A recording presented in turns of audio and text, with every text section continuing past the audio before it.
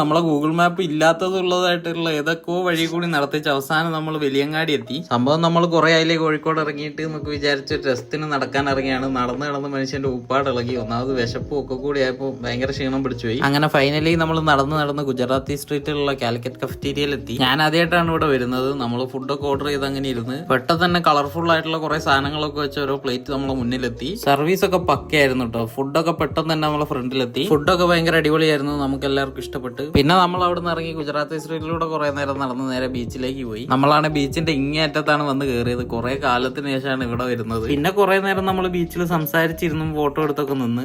മൂന്നാള് നിൽക്കുന്നുണ്ടല്ലേ, ഫോട്ടോയ്ക്ക് പോസ് ചെയ്ത് നിൽക്കുകയാണ്. പിന്നെ എല്ലാവർക്കും ഫോട്ടോ ഒക്കെ എടുത്തു കൊടുത്ത് നമ്മൾ ബീച്ചിലൂടെ അങ്ങനെ നടക്കുമ്പോഴാണ് നമ്മളൊരു സൂപ്പർമാനെയൊക്കെ കണ്ട്. പിന്നെ നമുക്ക് ഇനിയും നടക്കാനുള്ള ആവതില്ലാത്തതുകൊണ്ട് നമ്മളൊരു ഓട്ടോയും പിടിച്ച് നേരെ പാളയത്തേക്ക് പോയി. നമ്മളിവിടെ വിസ്മയ്ക്ക് വേണ്ടിയുള്ള ഡ്രസ്സ് നോക്കാൻ വന്നതാണ്, പക്ഷെ കിട്ടിയില്ല. നമുക്കൊരു കളർ പാലറ്റ് ഉണ്ട്, അതിനനുസരിച്ചാണ് നമ്മൾ എടുക്കുന്നത്. നമ്മൾ നടന്നൊരു വഴി ആയതുകൊണ്ട് കുറെ നേരം അവിടെ ഇരുന്നിട്ടാണ് പിന്നെ പോയത്.